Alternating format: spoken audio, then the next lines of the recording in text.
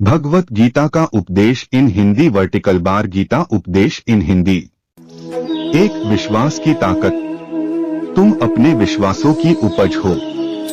तुम जिस चीज में विश्वास करते हो तुम वही बन जाते हो। जो स्वयं पर विश्वास करते हुए लक्ष्य की ओर बढ़ते रहते हैं उन्हें सफलता जरूर मिलती है। अगर व्यक्ति अपने लक्ष्य के लिए कर्म में पूरे मन से लग जाता है और उसे कर्म करने से खुशी मिलती है तो सफलता उससे दूर नहीं।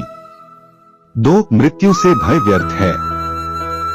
हर व्यक्ति के मन में मृत्यु का भय होता है। इस संसार का जब से निर्माण हुआ है तब से जन्म मृत्यु का चक्र चलता आ रहा है। यह प्रकृति का नियम है।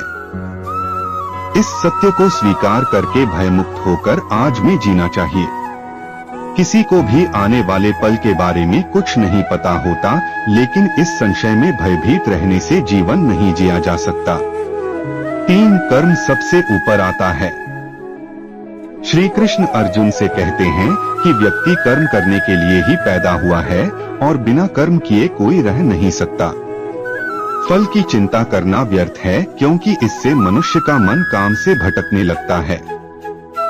किसी कर्म से सफलता नहीं मिलती तो क्या हुआ, असफलता भी ज्ञान के द्वार खोलती है। अगर बिना फल की चिंता किए कर्म करते रहोगे तो सफलता और मन की शांति जीवन भर तुम्हारा साथ नहीं छोड़ेगी। जो कर्मफल से विरक्त होकर कर्म करता जाता है उसका आध्यात्मिक ज्ञान बढ़ता जाता है। 4. हमेशा स्वार्थी होना गलत है।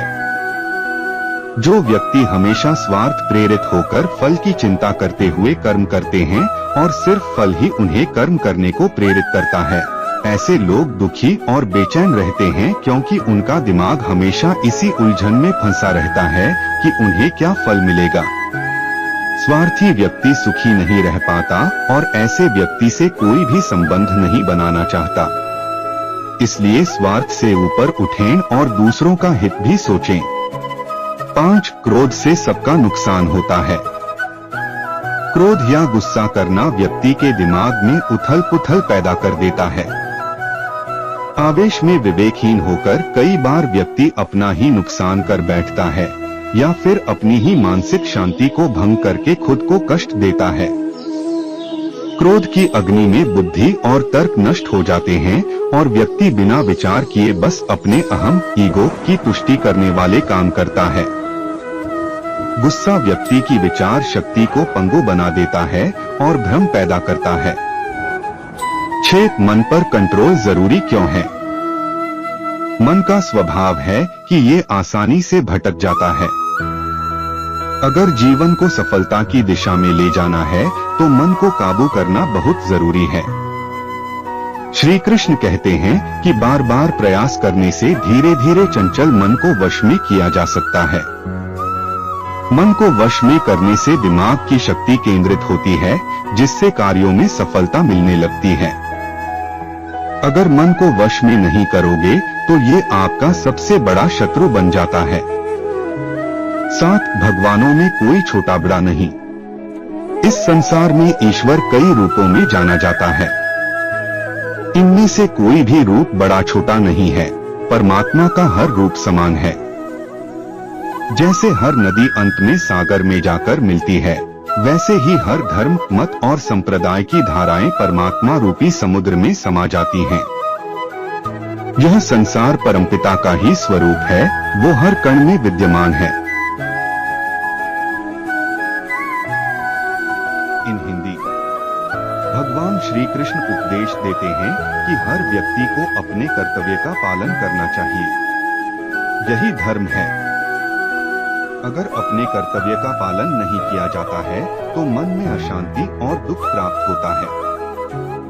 अपनी पसंद नापसंद मोहबैर को किनारे रखकर अपना कर्तव्य करो। किसी अन्य व्यक्ति का कर्म आपको कितना भी आकर्षित करे, उसके प्रलोभन में न आए।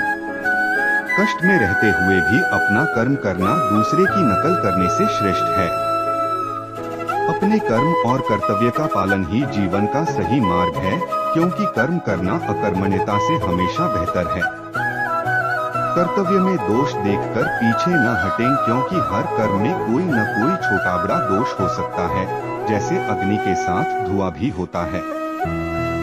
सदैव कर्म करो, कर्म करने से पहले विचार करो, लेकिन बहुत ज्यादा विश्लेषण मत करो। अधिक विश्लेषण संशय और अकर्मण्यता पैदा करता है।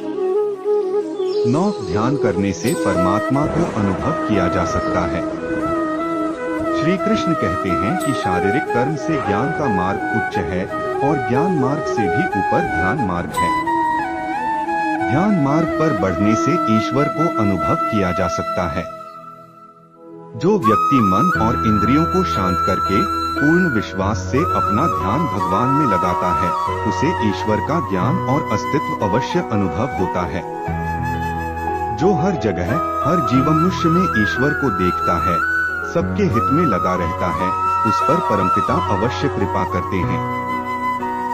ज्ञान मार्ग हो या भक्ति मार्ग, समर्पण प्रेम विश्वास ही आपको ईश्वर के प्रकाश की ओर ले जाता है। भगवान की पूजा बहुत से लोग करते हैं, लेकिन उनको शांति क्यों नहीं मिलती? क्योंकि भगवान आपके मन में निवास करता है, उसे पता है कि आपका भाव क्या है। 10 अधिक शक करने वाला कभी खुश नहीं रह सकता।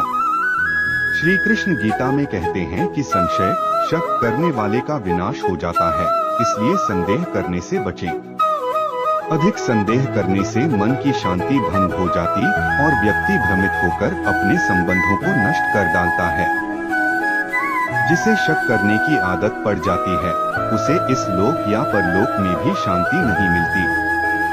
सत्य की खोज ठीक है, लेकिन बिना सच जाने कल्पनावश होकर संदेह करने का अंत दुख क्लेश पश्चाताप के रूप में होता है। 11 अति करने से बचें। जीवन में संतुलन बहुत जरूरी है। किसी भी चीज की अति करना अच्छा नहीं है। जैसे सुख आने पर प्रमाद करना और दुख आने पर निराशा में डूबे रहना, दोनों ही गलत है। असंतुलन जीवन की गति और दिशा को बाधित करता है, जिससे अनावश्यक कष्ट और दुखों का जन्म होता है। जिसके मन, विचार और कर्म में संतुलन है, उसे ज्ञान मिल जाता है और ज्ञान से ही सदा के लिए शांति, संतुष्टि मिलती है। 12 सही कर्म से ज्ञान और मुक्ति संभव है। गीता के उपदेशों में कर्मयोग का सिद्धांत कहता है कि संसार से विरक्त होना ही मुक्ति का उपाय नहीं है। संसार में रहकर एक गृहस्थ अपने कर्मों का पालन करते हुए कर्मफल से विरक्त होकर मुक्ति प्राप्त कर सकता है। सही विचार और उचित कर्म भी आसक्ति को खत्म करने में सक्षम है। अच्छे कर्म कभी व्यर्थ नहीं जाते, चाहे ये दुनिया हो या परलोक। 13 ज्ञान और कर्म एक हैं। एक अज्ञानी कर्म और ज्ञान को अलग अलग समझता है, लेकिन एक ज्ञानी जानता है कि दोनों एक ही हैं। लोग ज्ञान की बातें तो करते हैं, लेकिन उसका पालन नहीं करते। बिना पालन किए ज्ञान कोरा रह जाता है, ज्ञान का अनुभव नहीं होता। गीता कहती है कि ज्ञान पढ़ने की नहीं, बल्कि अनुभव करने की वस्तु है, और अनुभव बिना कर्म किए नहीं मिलता।